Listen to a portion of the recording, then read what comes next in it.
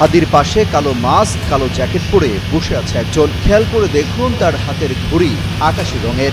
এই ঘড়ি, চোখে চশমা এবং কপালের গঠন দেখে শনাক্ত করা হয় হাদিকে খুব কাছ থেকে চলন্ত অবস্থায় শুট করা ব্যক্তি ছাত্রলীগের সাবেক নেতা ফয়সাল করিম।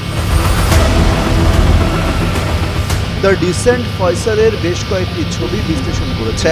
সেখানে বিভিন্ন সময় সন্দেহভাজন ফয়সালের হাতে ওই আকাশি রঙের ঘড়ি পরা অবস্থা দেখা যায়। ওই ঘড়ির সাথে হাদির পাশে বসা যুবকের ঘড়ির হুবহু মিল। তবে আগের ছবিগুলোতে ফয়সালের চুল বেশ লম্বা, কিন্তু এই ছবিতে ছোট করে কাটা।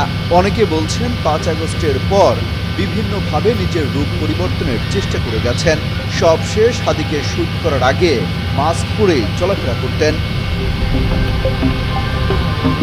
তথ্য বলছে 2024 সালের 8 নভেম্বর দুটি বিদেশি পিস্তল, দুটি ম্যাগাজিন, 5টি গুলি, 3টি মুঠোফোন সহ সন্দেহভাজন শুটার সাবেক ছাত্রলীগ নেতা গ্রেপ্তার হয়েছিল। সেই সময় তার বিরুদ্ধে অস্ত্র আইনে মামলা হয়। চলতি বছরের 16 ফেব্রুয়ারি 6 মাসের জন্য জামিন পান। এরপর নতুন করে আরও 1 বছরের জামিন মঞ্জুর করা হয়। সেখান থেকে বের হয়ে মূলত কিলিং মিশনে নামেন। এরই মধ্যে ডিএমপি হামলাকারীর দুটো ঝাপসা ছবি দিয়ে সন্ধান চেয়েছে ফেসবুকে। সেখানে অবশ্য কারো নাম উল্লেখ করা হয়নি। তবে যে ছবি দিয়েছে তার সাবেক ছাত্রলীগ নেতা ফয়সালের বলেই ধারণা করছেন অনেকে। এর আগে হাদিকে হামলাকারী ইনকিলাব কালচারের সেন্টারেও যায়। সেই ভিডিওর সাথে ডিএমপির দেয়া ছবির মিল রয়েছে। জানা গেছে এই ফয়সাল রাজধানীর আদাবর থানা ছাত্রলীগের নেতা ছিলেন। 5 আগস্টের আগের দিনও হাসিনা বিরোধী আন্দোলন দমনে নেতৃত্ব দিয়েছেন।